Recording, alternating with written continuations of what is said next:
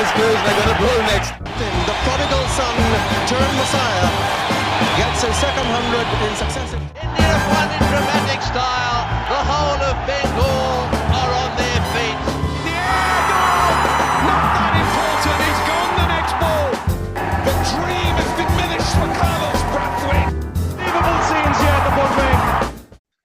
On the 21st of June in 2025, a case was filed in Ghaziabad against Yash Dayal, a well-known IPL cricketer and bowler from RCB. The case detailed sexual exploitation of a young woman from 2019 under the false pretense of marriage. The case stated that Yash Dayal proceeded to cut off ties and, when confronted by the victim, allegedly physically assaulted her. Subsequently, another case came to light where Yash Dayal was accused of allegedly raping a minor, a 17-year-old, in Jaipur in 2023. This is a POCSO case, and it carries a minimum sentence of 10 years if found guilty. The POCSO court rejected his bail. He approached the High Court and, as of 24 hours ago, has been granted interim bail and protection from further jail. You would think that based on how quickly the BCCI reacts to evicting players from the league, that they would have removed him from playing in the IPL. These are two serious allegations, and especially in the light of the POCSO case, I don't think I would feel comfortable keeping him around young players and their families, right? Wrong. They haven't taken action in this case. Although Yash Dayal was banned from the UP T20 league last year, the most loved and upstanding franchise, Royal Challengers Bangalore, decided to retain him ahead of the IPL auction in 2025. I guess having a left arm seamer is much more important than the well being of women and minors. We've seen this before in sport and other sports. Thousands of miles away in 2014, Ray Rice got into an elevator at a casino hotel in Atlantic City. Ray Rice was an NFL player in 2014 and he punched his fiancée, Janae Palmer, in the elevator. He was indicted for third-degree aggravated assault. He faced a 2-game suspension. 2 games. His team management lobbied for a lighter punishment from the NFL, and they got it. When the actual elevator video surfaced 5 months after all of this happened, and people were justifiably horrified, he was eventually terminated from the team and he filed for a wrongful termination suit for 3.5 million, and it's estimated that he got most of it. Most of $3.5 million. To look at these questions today, we have a special guest, a regular cricket fan from Twitter, YBC Girl, and we have Sarthak, who's a regular co-host on the PCCI pod. I'll start with you, YBC Girl. What are your thoughts on how this has been handled through sports and the Yash Dayal case in particular? So, hello everybody. This is my first time on PCCI podcast, and I wanted to express my opinion exclusively uh, because I have been supporting RCB and I fully expected them to take some action regarding such serious allegations, but they have not only not addressed anything regarding their own player, but they also retained him without any explanation to the fans when they have time and again said that fans are the heart of this franchise. So I recently found out that one of my friends who is also a vivid football fan, which I am not, he openly told me that these sort of abusers, I mean, players being abusers, and then the franchises or clubs sweeping them under the rug just so they can play them is very common in football, which I admit I did not know a lot about, and I still don't know. But um, seeing how closely the fans are connected, especially to this franchise, I do expect them to be a little more sensitive regarding such serious allegations. I mean, at first, when the first allegation came against Yash Dayal, even I was willing to give him a little benefit of the doubt because uh, there have been instances where women don't understand or women think themselves direct victims of sexual assault when that is not the case, but a rather different approach has been taken in the relationship. And once it turns sour, there have been instances that people use this as a front to take revenge against their exes or so. But when the second allegation came, which is a POXO case, which is much, much more serious, I do expect people, the franchise, especially BCCI, who have been so quick to exclude Mustafa Rahman for just being a citizen of Bangladesh, when they don't give any accountability for their own players being accused of such serious allegations. So it is not that the BCCI or the franchises are not capable of taking action, but that they choose not to because they don't think that women or minors are important enough for them to investigate or take any action. On one hand, you're preaching That's about making women's cricket more prominent or um, making cricket more inclusive. But on the other hand, when you have players with such serious allegations on them, you completely disregard anything you can do, which you clearly are capable of, but just don't care about it. So, this is something I think we need to talk about much more seriously. That's all, Richa. Thank you. yeah. I feel like in the light of the Mustafizur action, it just looks so much worse, right? This whole thing. Like, you can take action in this situation, and the POXO case, like not taking any action after a POXO case has been levied against someone, and the POXO court judge has not granted bail. I feel like there's not a lot that can be said after that, right? And what's been interesting is when I looked up the news, because he's been granted bail by the High Court judge. Said a lot of the headlines have said, "Oh, good news for RCB." Yeah. As an RCB fan, Sarthak, do you have any comments on this? No, I mean, and as an RCB fan and as a male, I think there's a perspective that I kind of have uh, from the privilege of sitting afar from this, right? Of seeing something like this and being able to kind of draw the line at this is terrible, whereas people whose lives get affected or people who relate to those whose lives get affected, they feel it much more deeply, naturally. So one of the first reactions, right? You rightly said, YB, that um, they are capable of taking action. For example, had there been a match fixing case, uh, uh, they would have immediately suspended him. Had there been any other case, the suspensions and at the very least suspend him. If you don't want to completely banish him, take him out of your roster, whatever it is, just suspend his inclusion. Just say that until it is solved, you can't play cricket. Um, so just at the very least doing that, not doing that, regardless of what happened with Mustafizur, even if the Mustafizur situation hadn't happened, it still looks terrible because the cases are not wanton, just jilted lovers case. This is sexual assault, and there is a seriousness to which every such case deserves to be taken. The correct legal proceedings have to be followed, which I guess we're not in the position to comment on whether they are following or not. But the way they have gone about it, the way they've gone to almost cocoon him and protect him and try to steer the discourse otherwise.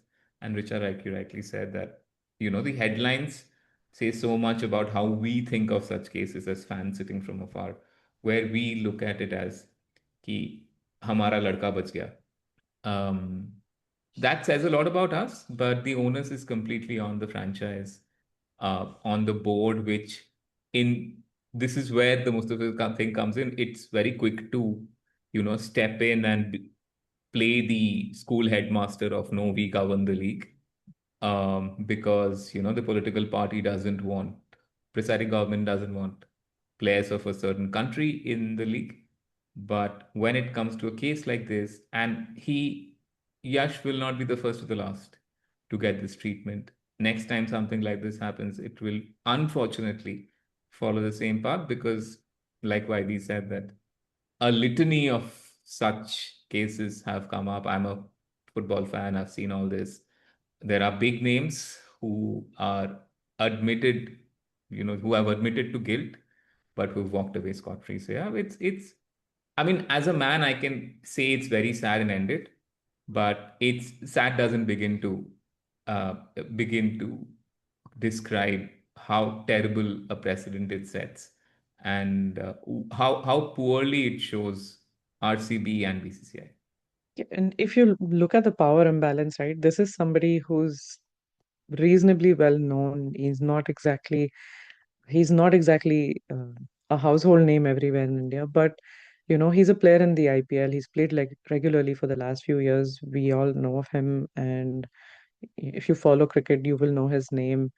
Someone like that can apply a lot of pressure on the system, and there is a huge power imbalance here. So even though generally I, as a rule, don't like cases that are filed against, say, promise of marriage as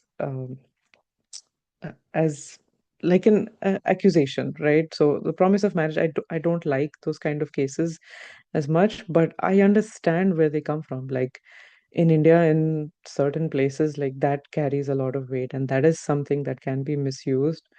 But I recognize that when a case is filed, that means you're taking a risk as a person when you file an assault case, that it there's a lot of stigma attached to it. And if your name becomes public or your family's name becomes public, it you carry that stigma with you for the rest of your life. Like can it can ensure a lot of devastation for you and your family down the line. And that is why I take like every case seriously. That does not mean that I believe in the allegations right away. Like I do want there to be proper recourse of law for this case.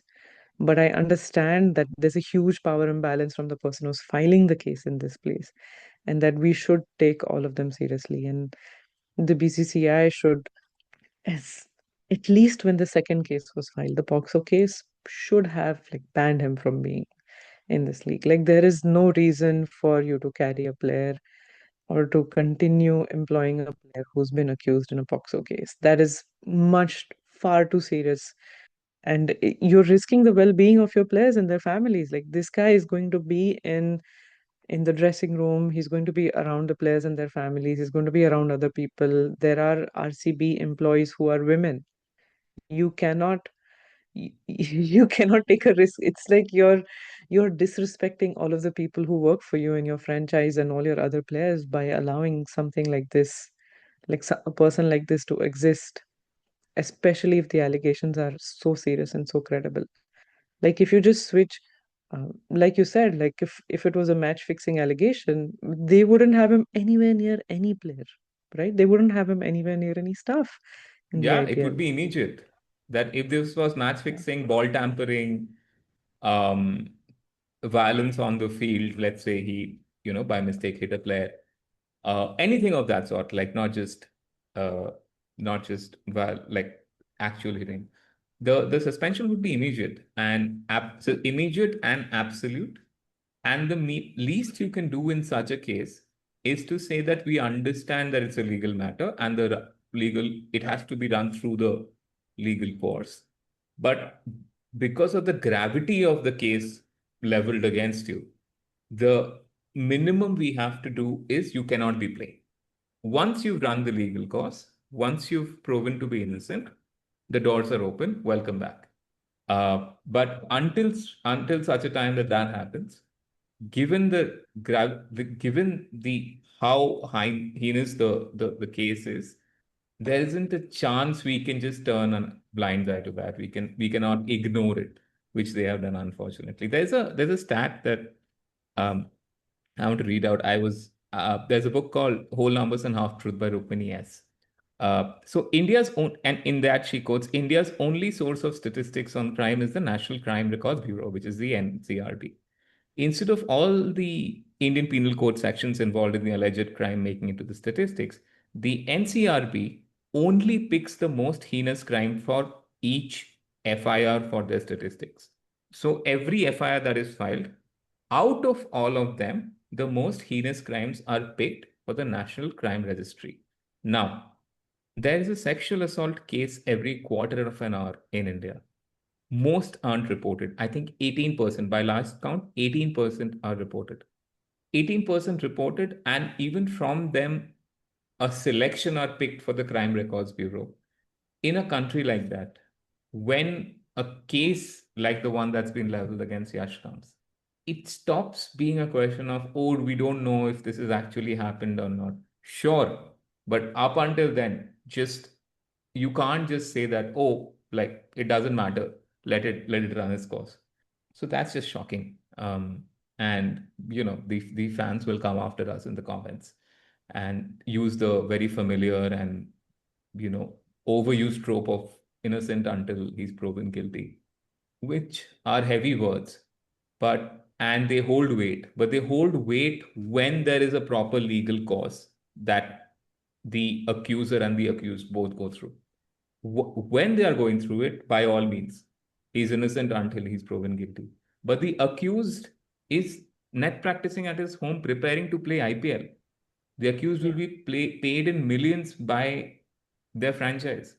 And most accused in India, and like all the influential accused across the world, at least athletes, they don't even go through legal recourse. Like, to take an example, I'm a United fan, and in the summer of 2021, Cristiano Ronaldo joined United. He came back to United after a long spell where he had left for Madrid and went to Juventus and whatnot, essentially.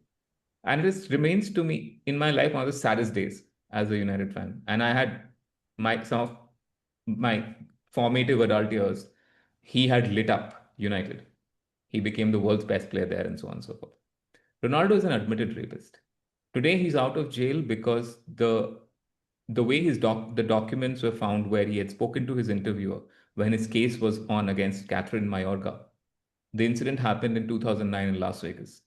The way the documents were taken out, the way the evidence was taken out, that is not like submissible in court. So by that technicality, he's out. For 10, 12 years, he did not even visit the US. And there's a difference between the case has been shut and him being innocent.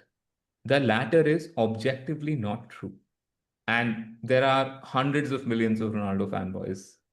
I happened to write an article, and in the comment section, I was threatened with everything between death and sexual assault. And this is not about me. What I'm trying to illustrate, is our reaction to these things, which says a lot about us, where our reaction when a team we support, their player or a player we really like, they are accused of anything like that. Our response is not just discomfort. That would be very natural. That this person we like so much, how can he be guilty of such a crime? Our response is to accuse the other person of fabricating this. So Ronaldo is there, Kobe Bryant is there, and legends of the sport, but sexual assaulters. And it's very important to call that out. I mean, just because you score a million goals, that doesn't mean you didn't do this. You should be in jail. And the way that Ronaldo's clubs kept protecting him because they knew that we need to keep him on the pitch. Losing Ronaldo means losing the best player in the world at that time, or one of the two best players in the world. Um, and even United protected him. And that was so sad. A younger player the videos came out of there being assault.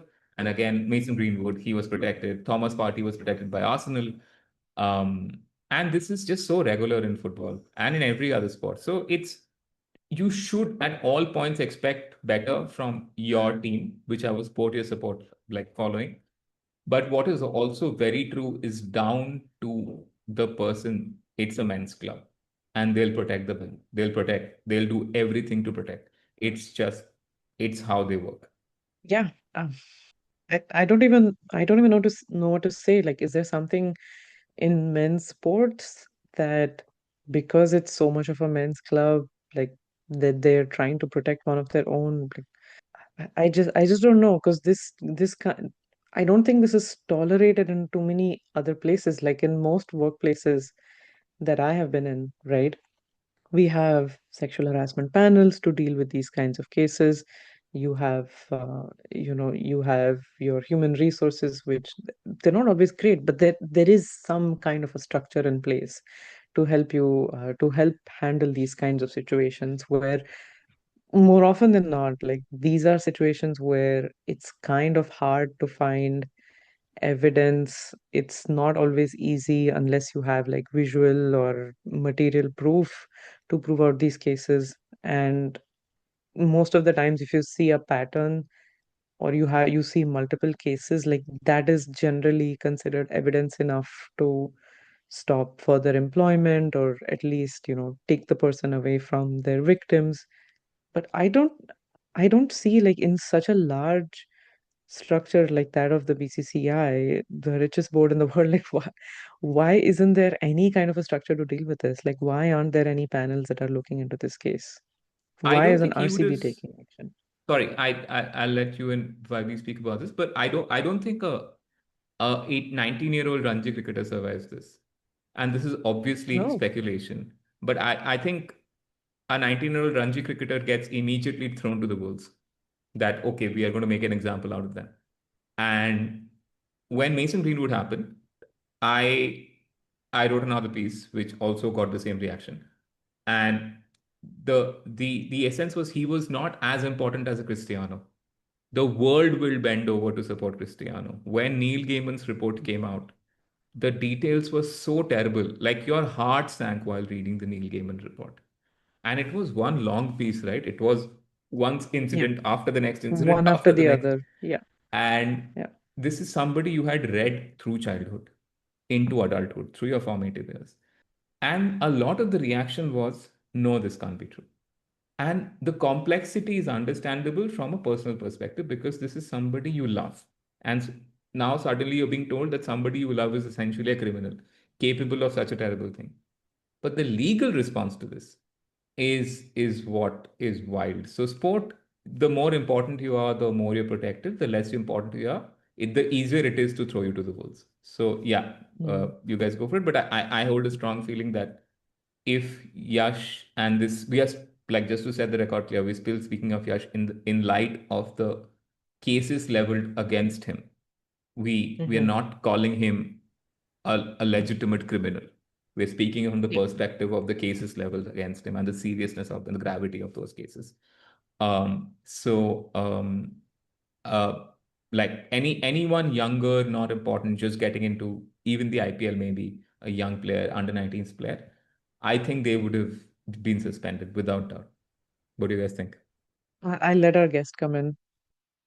So one very interesting perspective I have encountered repeatedly on Twitter is fans, RCB fans, men obviously, saying what you mentioned, Sardak, the innocent until proven guilty trope.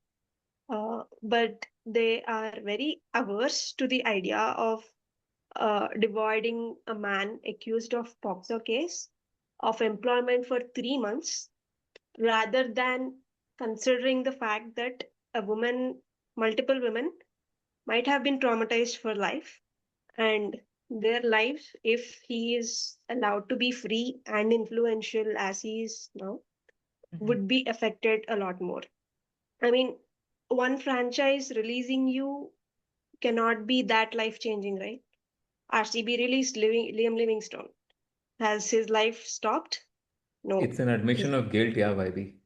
The moment you release, it's an admission of guilt. That's where they stop. No, it doesn't have to be. That is what I said earlier, that the franchise can at least take accountability that what you mentioned. It doesn't mean that you're putting the cage of guilt on him. It just means that you would like him to clear the legal process, and then Yeah. they would have no objections hiring him back. How is this any different from any other corporate structure? Yeah. So actually, you raise a really good point that this is. him continuing to play while he's under this case actually leads to potentially his power even increasing in this situation, the Yeah, power differential getting even worse. especially because this is RCB. Now, a lot of people also asked me, why are you mad that RCB retained him? Because if he went to auction, some other franchise would buy him. How is this any different? I'll tell you why it's different. Um, Lauren Bell, as you might know, has joined RCB very recently, and with just a few matches, she has gained millions of followers, more than a lot of senior men's players would gain in playing for 10 years. So everybody knows that RCB franchise is followed and loved a lot more than even the other successful franchises. It makes a difference because it's RCB, because the casual audience go to the stadiums or just watch it on TV, don't follow the news on or engage on Twitter. They don't know the allegations alleged against Yash Dayal. They know is that this is a guy playing for their franchise. They are going to love him just like they love any other player playing for RCB. They're going to support him just like they support any other player playing for RCB. That is why RCB is different. And none of these fans are admitting that fact. They just care about him being in the team or him fulfilling the criteria of a left arm pace bowler. But most people, 99% people, are not willing to look through what the cost of not taking these allegations seriously is, or what precedent it sets in the cricket world, where at least as of now we don't have players who have abuse allegations as rampant as football. But if the boards do nothing, then other people, other men especially, will take it as an, I mean, there is no disincentive to not engage in that behavior when they see other people are not getting punished for it. I think first thing that India also needs is a players association, and like that includes the men and the women, because what that will do is give the players a bit of autonomy to kind of push back against a lot of the decisions that are taken at an organizational level between RCB and BCCI. Also regarding the auction bid, I mean, just because you're seeing five people litter the streets, that doesn't mean you also should litter the street, right? I mean, it's not an excuse that, okay, somebody else would have picked. How does it matter? You have the choice to be, do morally the right thing, and you chose to not do it. So that is one, and secondly, I mean, I don't want to paint Twitter with a broad brush, but to expect moral fiber on Twitter is to expect a shark to beat Vishwanathan Anand at chess. It's it's the same. I think the shark has a better chance of beating Vishy at chess. So um, look, fans I've long held the belief that now that social media has given us anonymity, and now that social media has given us a way to broadcast all of our feelings to the entire world, we use the excuse of we are emotional as fans, which is a very fair thing to have you for you to be emotional about your team. We use that as an excuse to engage in the worst possible behavior. That means that when a player does well, we rate their comment section on Instagram. We rate their partner's comment section on Instagram. You go to any male cricketers' wives, their comment sections are all Desis. Daryl Mitchell comment section, go and check it out right now. Similarly, Travis Head's wives had to block her comments. I remember, was it great cricketer Ian Higgins's partner had to block her comments because Yeah. they were getting His they were getting ex-girlfriend, heat. who he wasn't in touch with. Yeah, yes. So we just use emotion to engage in the worst possible behavior. And very proud of it that this is what we do. So it's very easy to say for me. Like I keep repeating, as a man, it's very easy to say for me. But in these situations, the comment section or the mentions tab of your Twitter profile is legitimately a gutter. And because you will find the like it's what essentially what Sarah Waris what happened to Sarah Waris, right? With this article on Bangladesh, where she was just trying to objectively paint the picture of, hey, this is what the situation is. She's a reporter. It's a bloody job to do that. Her job is not to be a fangirl of a team or, more importantly, a political party or a private organization like the BCI. She painted a picture as she saw it, and the whole world descended on her. And it wasn't ever obviously a critique of, oh, we don't agree, which would be a very fair discourse to have, regardless of how you agree. That, okay, we don't think RCB should suspend based on these technicalities, or okay, can we do a different thing because he hasn't been tried in court? Can we discuss the legalities within which, what are the legal options RCB has? Or a very fair question would be, you know, does Yashdayal have the legal right to play within the RCB, play within RCB until he's not legally considered guilty? Those discourses would still be as grim as they are, they would still be within the bounds of, okay, I'm trying to have a Yeah. conversation with you. Um, but what you get on Twitter, on social media, essentially is this mob of हमारे लड़के को कैसे बोल दिया. And I mean, for God's sakes, man, you both know this. India is a country where marital rape is not considered rape. So, the lessons, I mean, what do you even say about that? So, I am not least bit surprised to what the reaction to this all has been. And now imagine the Cristianos and the Kobes of cricket, Indian cricket especially, ever getting, you know, ever getting involved in such a case. Hell would break loose. And I Yeah. have no doubt that the victim's life would be made hell. I have zero doubt Yeah. about that. Can you even imagine like somebody making a case against like cricketing gods in our country? I I don't think like I can't I even mean, we are imagine what will lucky. happen to the kind of person. Uh, I've I've made this point with a couple of friends.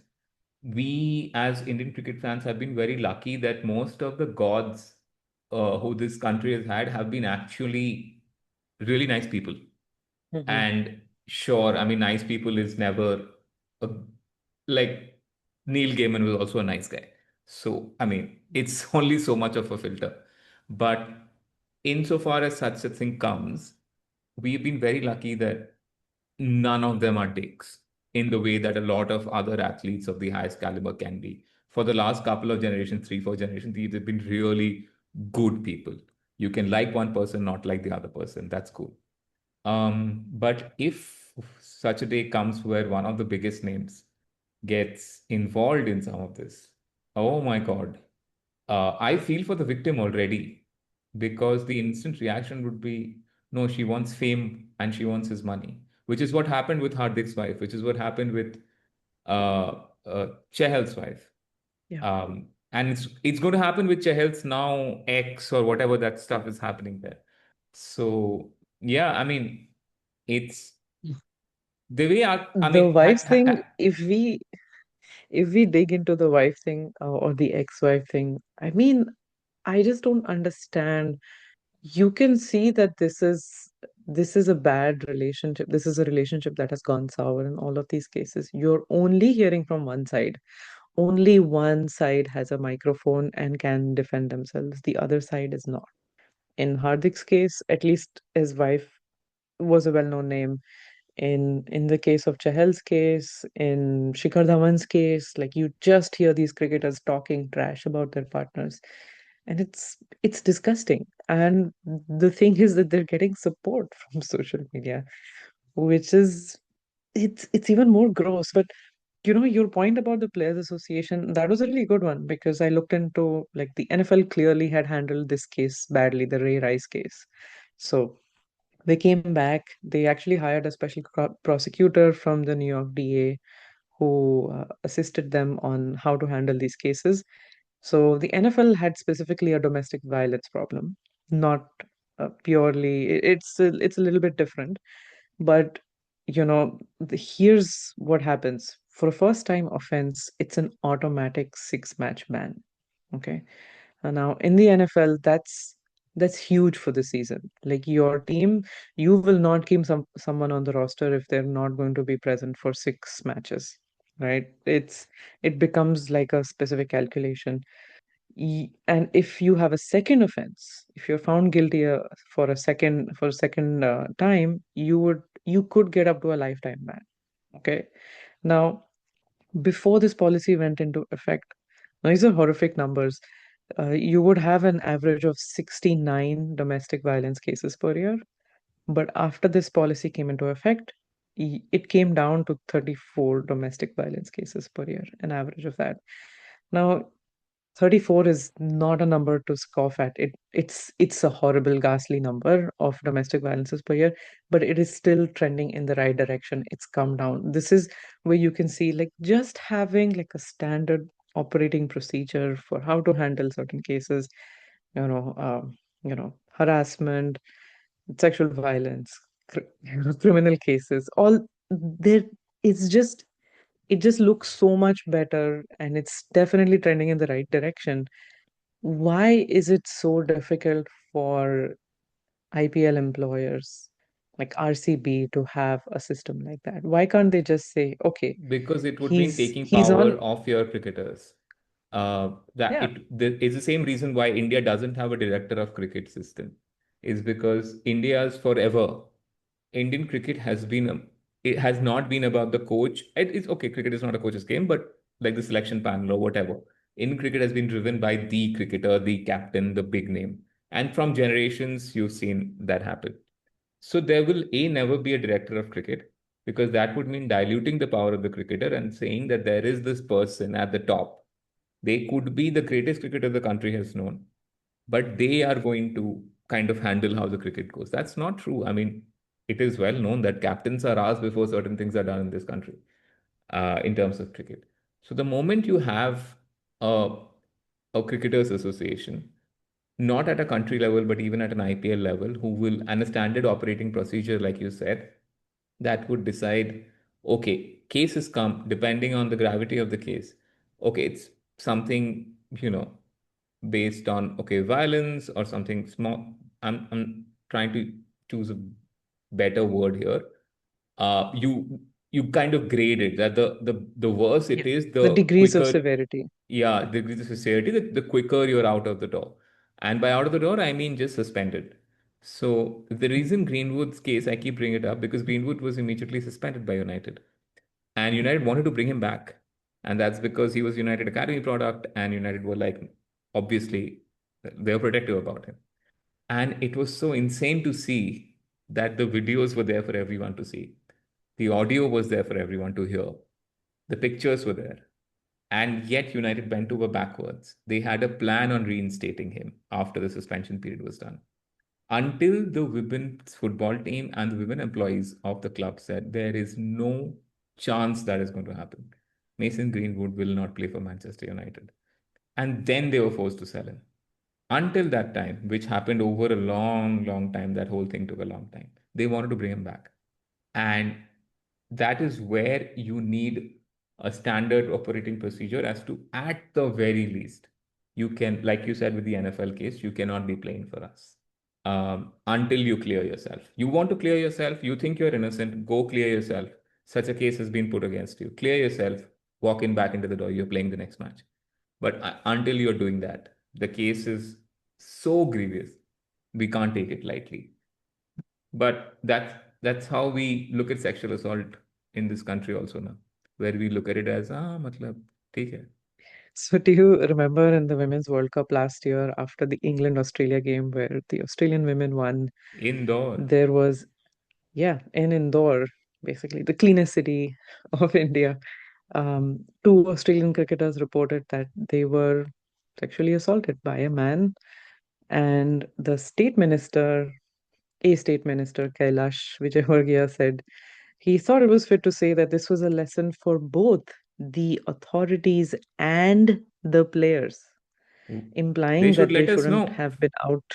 Yeah, they shouldn't have been out without security. I mean, what are you going to say when this is how ministers think and this is how they talk? And I don't even know. This is how they treat. sexual violence. Kailash Vijayvargiya's quote read, "Players must keep in mind when they leave their place, their security and local administration should be informed. Cricket players are very popular. They should also be careful when they go out to roam." Essentially, literally saying that you got molested on the streets in broad daylight. The fault, by the way, is yours. To quote a great philosopher of our times, criminal तो crime करेगा ही, आप body लेके निकले क्यों, गलती आपकी है. We'll bring Vibe into this conversation. What do you think, Vibe? Where are you at with these cases? I mean, there was a video that came out of Lauren Bell and a bunch of RCB players going for a jog in Vadodara, and some guy just with a phone camera trailing them like this, and they were very uncomfortable, the players. Because initially they're like, okay, fine, okay, just click. But he wasn't leaving them. He was kind of just being like constantly. And they got a bit, bit finicky with that. So that's where we're at. Why we talk to us? Yeah, I mean, as soon as I saw that video of Lauren Bell and Georgia Wall and one more player, they were out jogging, and first thought that came to my mind is, God, I hope they have security with them, because as an Indian who have lived my life here, I know how my parents panic when I just go out. So I live in Bangalore, and I have for the past 5 years. But even now, so if I am out late, my parents are slightly worried until I get home. So that is the kind of state. Everybody knows what what it is like for women in India to just go out for as simple as running in the morning or a walk at night. We can't, and without feeling that no, what if something happens when we are out? And adding to Yeah. that, we have regressed much more in the past uh, 10 years, definitely, I would say, where ministers, MLAs of the ruling party are unabashedly blaming victims in their press conferences, in their statements to the media, and no action is taken, be it from the house that they represent or a party that they represent. No action is taken. They're not even reprimanded. And everybody knows what happened with Brijbhushan Singh. Yeah.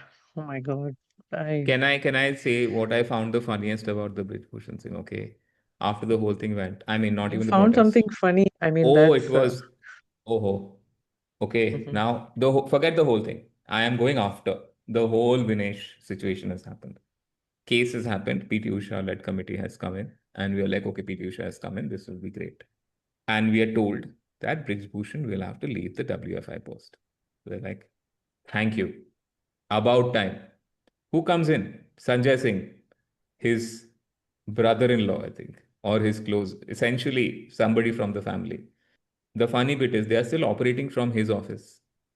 It is still Brij Bhushan's WFI. It is just not him on the plaque. So essentially, after months of protests where the wrestlers literally were on the streets, were, I think, 5 minutes away from literally putting their life's work of medals into the river. Our response to these athletes who we call Bharat Ka Garv when they win an Olympic medal, despite the system that is to tell them ki dekho, your sexual assaulter, okay, we hear you, but is it okay if he isn't chief guest? But he's deputy chief guest. Chief guest will be assaulter ka brother, so essentially same thing.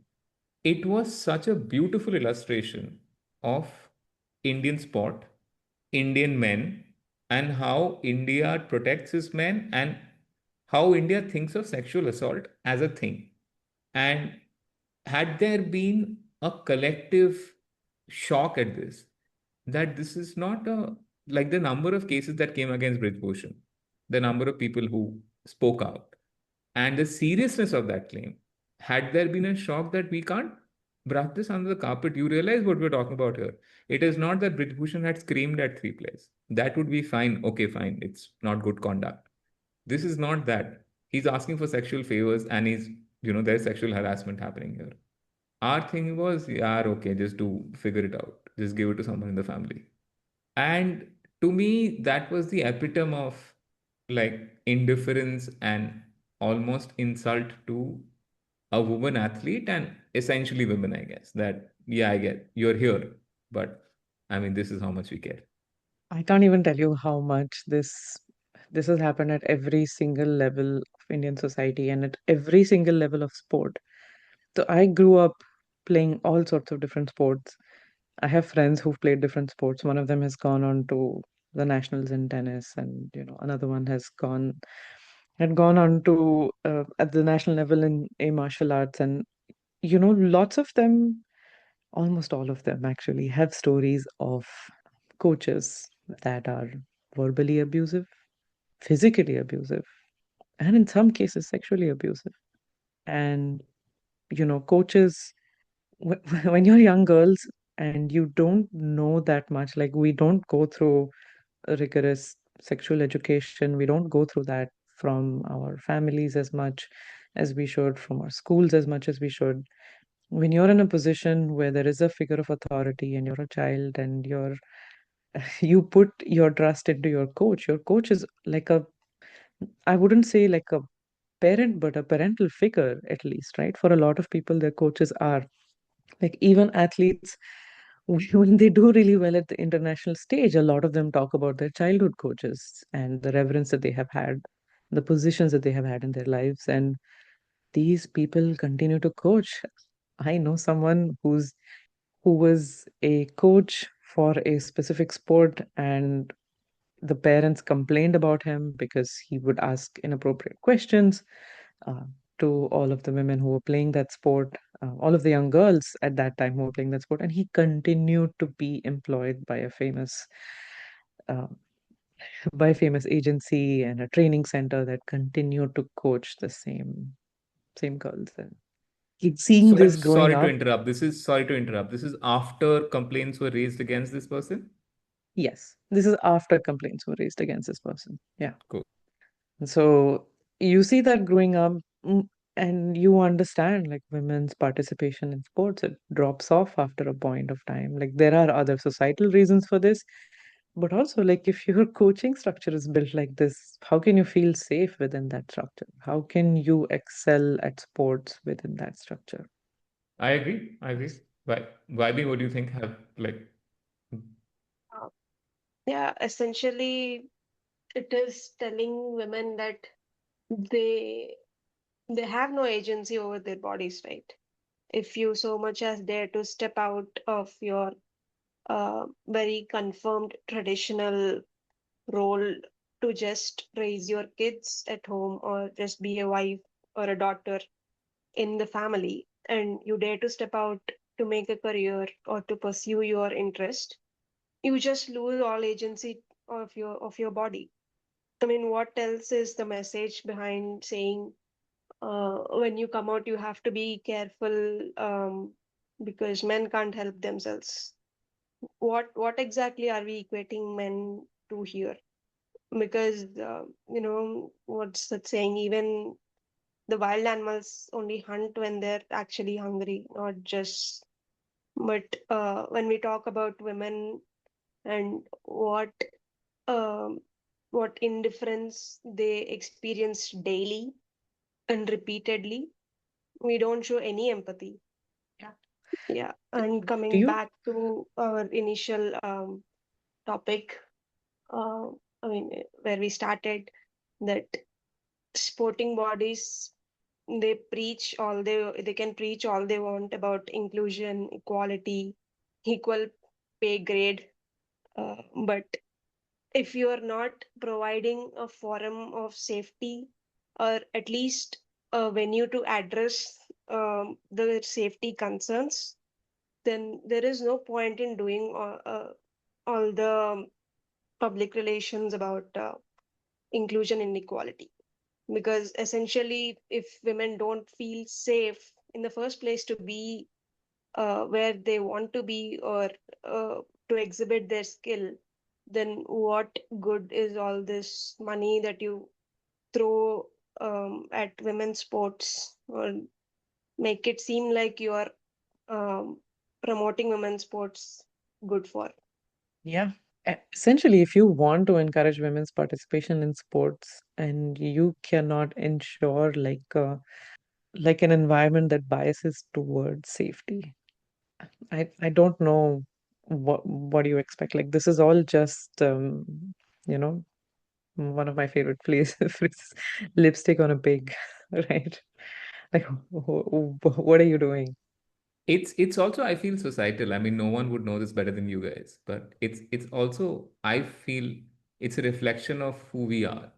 Uh, Hmm. because a societal pushback against this would have also reflected in the organizations deeming it unacceptable. A murder would be unacceptable.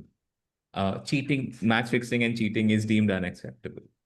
Uh, this is not, and that's a reflection that we are uncomfortable talking about it, and b, we just do not take these cases seriously enough.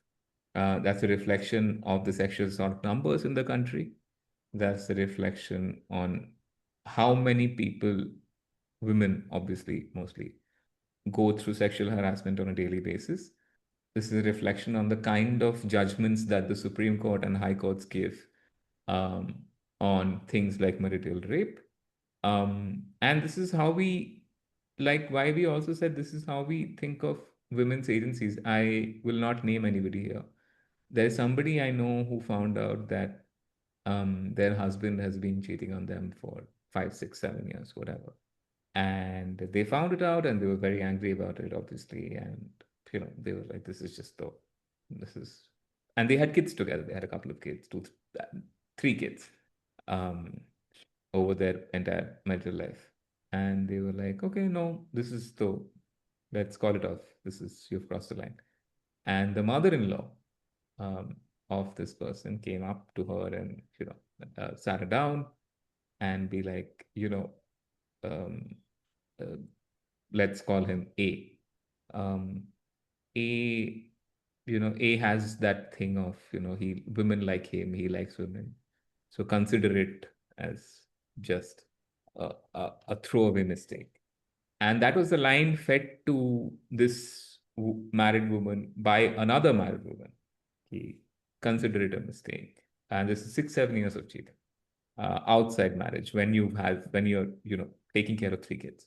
So it is it is such a reflection of, if you took it seriously, if you took women's agency seriously, forget everything else, agency seriously, you would see a very different reaction. I feel like, even you know um, having having the kind of men's coaches inside women's team, I'm always a bit careful about. I see how the women react to the men's coaches, because it shows a way of safety and comfort.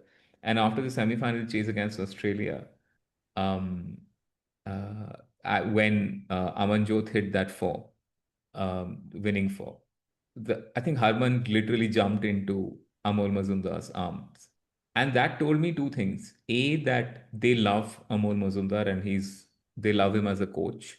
And it told me that they think of him as a good man. We are safe around him. And and that means a lot, because we know of sexual assault history and crimes in India. So yeah, I think it, Can it I comes say down to, something about that? yes. Can I say something? Like watching that, um, I had the same reaction as you, but after a while. Like it Mm-hmm. actually made me a little bit uncomfortable to see that. Mm. I hear But you. after a while, I was like, okay, they trust him. That's fine. Because n- it's just ingrained in me. Like that's just Of my course, I'm natural sure. reaction. Like having I'm that. sure. I don't know how to say it's like a defensive thing, right? You're like No, no. the first thing is discomfort, and the second thing is okay, you know, not it's fine in this case. Like he's a coach that they trust, and it's okay. But yeah, it these things do, like my first reaction is always going to be a little bit of discomfort with someone invading someone's private space, and in this case it didn't look like that, but you know the No, it, immediately, I, like you get that sense I'm with you. But what, like, thankfully the camera captured it that way, is Harman literally went and, hugged yes, yeah, Amol. it was initiated through her. Yeah. And I was like, that is a show of comfort. And I love that so much. I was like, Amol could be a good coach, Yes. bad coach.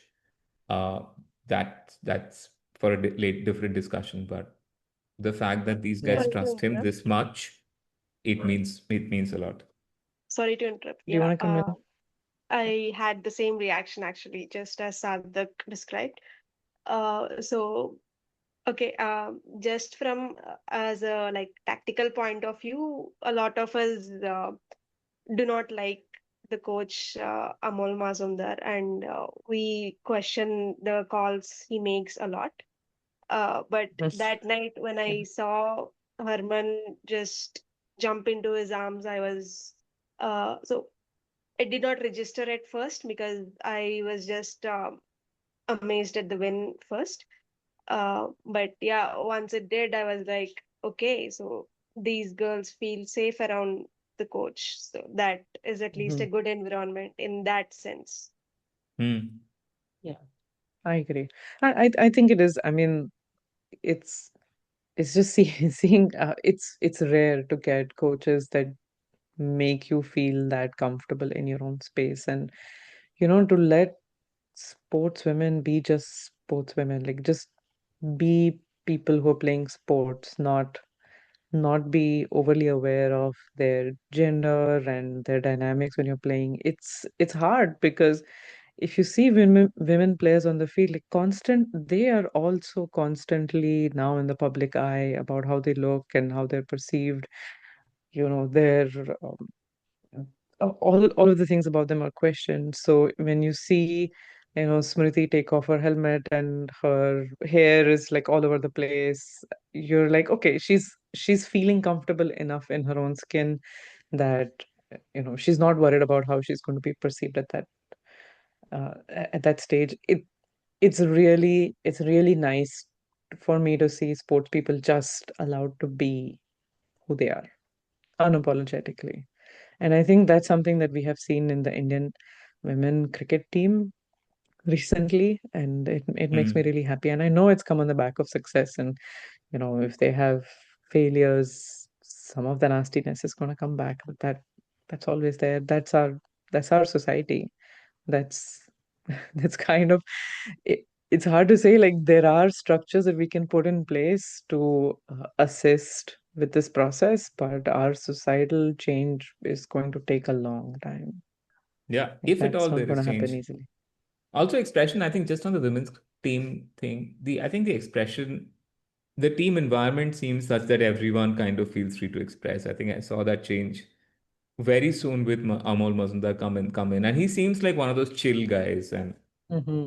we've known Yeah. him a lot better in that environment over the last 3 4 months with the World Cup, right? Yeah. But even before that, I think when they went to England, they were making these great videos. Hmm. When Kranti Koot made her debut, she did this wonderful video, and I think Amol was on the back making jokes. Um, so I think as a rule, and so Sohini Chattopadhyay has a book called The Day I Became a Runner. It's a wonderful book.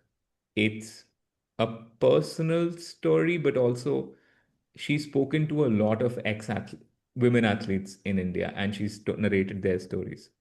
To the men listening to this with any, you know, uh, can I just suggest read the first chapter? Just read, because there's so much as men we don't have even access to. It's not necessarily a fault or something to feel ashamed or guilty about, but we just don't have access to a lot of the gaze, a lot of the a lot of the dread that, say, a woman runner would face on a street at 5 a.m. or 10 p.m. We can just wear our shorts, our vests, and go run. And we won't register half the things, which obviously, as a woman in India, you can't do. So the first chapter is almost enlightening in terms of everything that a woman runner has to be careful of in her first kilometer.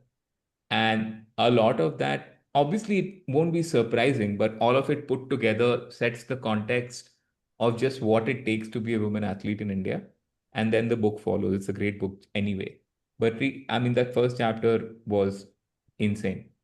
And you come away thinking that, oh my God, I mean, yeah, but also when I'm going to run, I am focusing on, I want Zimmer on my headphones and I don't want potholes on the road. That's it. That's the extent of what my focus is. And okay, if you're a really good runner, you will focus on your stride length and this and that. Every atmospheric thing is muted out. And it's the opposite for a woman runner, where you have to look over your shoulder, you have to look at the man who's coming this way, you're noticing three people who are oogling at your body. So yeah, that book To is a be great conscious educative lesson. if somebody is recording you. Like Lauren Bell, 100%, well done, Yeah. Yeah. very well done, timely, topical. You should be on So, Twitter. so there is one video which I came across a few days ago where a guy he wanted to calculate what the cost of being a woman. So, and he didn't mean it in a way that being scared or being emotional when you go out, but an actual physical and financial cost. Because to ensure that we are indeed safe, we have to pay a lot. We do have to pay more than men. For example, taking sleeper coach, and then my parents have always insisted that I take at least a third AC coach because we don't know who gets in and gets out in a sleeper coach. And you would be sleeping at night, and others might not be so helpful. So, just like that, he calculated, and it was actually double what an average man would pay to take a trip because he was when registering as the when registering his profile as a woman, he also chose an Airbnb with considering the location and everything, which he didn't do for the male profile. So yeah, there is a cost to be safe in India as a woman, physically, emotionally, financially, mentally, and yeah, one more thing I wanted to mention is, when people see that the sports environment is not so safe, then parents would automatically be more hesitant to send their daughters into Yes, sports rather than they would be to send their sons. So this is 100%. what we mean when we say that all men may not be violent, but they definitely profit off of uh, those who are violent because it automatically scares a lot of women and the guardians of women to, because any parent would have a daughter who's alive at home rather than a dead one who dares step out. So Yeah. I understand the concerns of parents or guardians perfectly, but at the same time, I also think we cannot completely be ruled by fear. Then we are essentially sending a message that boys and men will commit crimes, but then women are the ones who will have to pay the price. Yeah, 100%. Plus, access belongs to everybody, right? That's the whole point of an egalitarian society, where the park I play in belongs to me, belongs to you, belongs to Richa, and belongs to everybody who gets to come to the park. It cannot be that, okay, uh, you know, between 2 p.m. and 6 p.m., a lot of men come to play cricket here. So women apna dekh lo, which is essentially, it is cutting off access. That's code speak for cutting off access. So no, I mean, I'm fully with you. It's a trickle down effect, and as men, we don't realize it often that we have unfettered, unaccountable access to places, access to things, access to a liberty and freedom that's in these places. Like you rightly said, in a train compartment, how I like if I'm booking a train ride, which I love doing anyway if I'm going somewhere nearby, I wouldn't think of half the things. I'd book ideally window seat, nahi mila to nahi mila, and I just go. And I fully appreciate that as a woman, you maybe can't do that. So, um, I mean, and that all comes down. I mean, I know that the original topic was about Yash Dayal's case and how we treat assaulters, but our treatment of assaulters is a reflection and an extension of how we look at assault, which is, I feel, Definitely. an extension of how we look at the subjects of the assault. Um, and yeah, it's in the little details. And I mean, as a man, like I said at the top, I can say it's unfortunate, but that doesn't begin to describe it. I think it's really interesting. We started with how we are structurally handling sexual assault cases in the country, and it eventually went down to, why this becomes a barrier of entry for women into sports.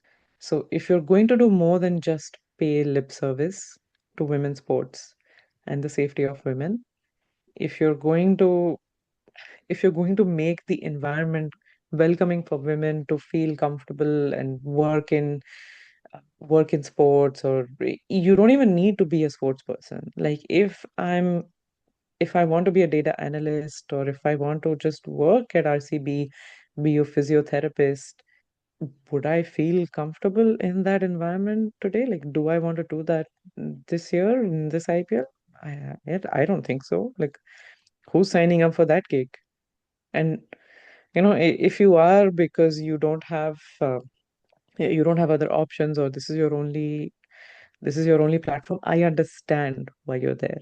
Like, we always expect women to take these stands and take these moral stands, and we judge them for it, but we don't judge the men that have created these conditions and the men that continue to remain in these places and not do anything about it. Um, yeah, I Uh, think Speaking of go men ahead. who create these conditions, I mean, this is a bit pointed, but I feel like he does hold responsibility in light of how much he's had authority over the team last year, especially. So, I don't know if you remember this, but Dinesh Karthik has has a really large house in Chennai. And last year, when the team went to Chennai to play CSK, the entire team was invited to his house for an evening of recreation. And yeah, I just want to know if he would do the same this year because Exactly. Now he has his kids, he has his wife. I don't know. You're right. Like, we're not asking questions of the people in power at RCB enough. Like, I know that Mo Bobat did a whole round of interviews last week, almost like a Mhm. celebration of the success that RCB has had under him. Why didn't anyone think to ask him, like, what are you doing about this situation? Yeah, What are you I doing in am this case? surprised nobody in the press, not even a single mention of this case is being done when it comes to RCB directly. I think they would have been asked. It would have been embargoed. I'm pretty And sure they would have been asked. I understand maybe Andy and Mo, maybe they're not as aware because they are foreign coaches, and I don't know what extent they are aware of this case. But I'm pretty sure Dinesh Karthik and the ones in the management, Prathamesh, Rajesh Menon, all these guys would be definitely aware of the case and its progress. Yet no one has bothered to at least address it. I mean, do you stand behind the guy? Is that why you've retired? Or do you not care about the allegations at all? I mean, you own a WPL team, so I mean, that I think Yeah. um, puts an additional responsibility, at least in my perspective, Mhm. The and nobody has. compartmentalization of owning a women's team and not addressing the cases of sexual assault against your own player is, yeah. Yeah, I But hope. this is a tactic often chosen by teams, managers, where they just they just stay shut. They refuse to address and they don't speak about it in the hope that it passes over. It's very sad. Um, and like I said, this I've seen this happen in so many sports where, you know, there are sincere reporters who ask the question, and those so all press conferences there is, there are embargoed quotes and this and that. So either the press officer says that we are not going to answer that question, we are not going to take any question. So the press officer has the veto to say that we are not going to answer. If you remember when the Shami incident happened at the T20 World Cup in 2021, when the last question was put to India's then captain about about the vitriol Shami had to face on social media, when he was asked that, and it was all obviously religiously pointed trolling and abuse, right? The press officer actually said that we won't be answering that until Kohli said, no, we will. And he answered about, how attacking someone over the religion is the lowest form of humanity. Um, uh, so it is, it is, I believe, I would like to think there are journalists and reporters who have attended these recent press conferences who will have asked that, will Yash be playing given what is going on? And I think they would have just avoided those questions. That's what my read is. I wouldn't, because a lot of the actual reporters covering cricket are not bad people. What we think of media as a pack, a lot of it is covered by your, YouTube ecosystem, and they are making content. They are not sincere anymore to the sport or to the stories. They are making content and they will do anything that feeds the algorithm. But a lot of the press pack that goes, yes, some press pack is are, your okay, certain kind of content, but a lot of the press pack are actually nice reporters, sincere They people are who, actually. I and they remember would have asked. when Crick Info covered the auction. It was Ronak who's who's like, what are RCB doing? Like, how can they do this? How can they Yeah, retain a player who's been yeah, credibly accused? Like, he was clear to talk about this. I know that they want to. I know that they're trying to do a good job, but then they come up with these PR interviews that are more PR than interviews, and you get you get depressed after you watch them, right? yeah. I um, yeah, any final comments, YB? Uh, yeah, I my point is simple. It is POXO, especially, is a very serious allegation. First of all, he should have been reprimanded and banned by the BCCI temporarily, at least, until there is some direction as to whether the charges are actually false or if he is prone to guilt. And second thing, it's not like they haven't, especially because recently they have done it to Mustafizur. I don't see why they can't do it in this case. It just means that they don't take this seriously enough and they do not consider that players, if they conduct themselves in this way, they will receive no reprimand, they will receive no punishment, they will not even get a slap on the wrist. So, how are you disincentivizing the players? I mean, yes, there is law and order which takes care of the investigation and all that. But you, as an organization, what structures do you have in place to ensure that the very players, the women who play for you under your organization, that they feel safe? This is Essentially, as what's much your on BCCI responsibility? Yeah. and it is on RCB and all those who are in power. At least they should be asked questions, and I hope somebody in the pressers does it. So, like, any final comments before we wrap Nothing. up? Yeah, I think I echo what why we just said that. While I realize that it's not always down to the press reporters asking the question, a lot comes down to the press officer agreeing for the team to answer, and then the editor willing to publish, because one of the first few points why we made was the popularity of the franchise, and that actually becomes a barricade for what a lot of the publications are willing to go ahead with.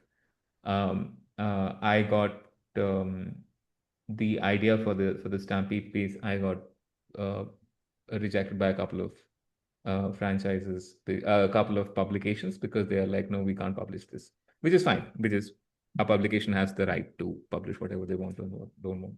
But point being that um, RCB's popularity becomes a filter through which they see, okay, what goes and what doesn't go.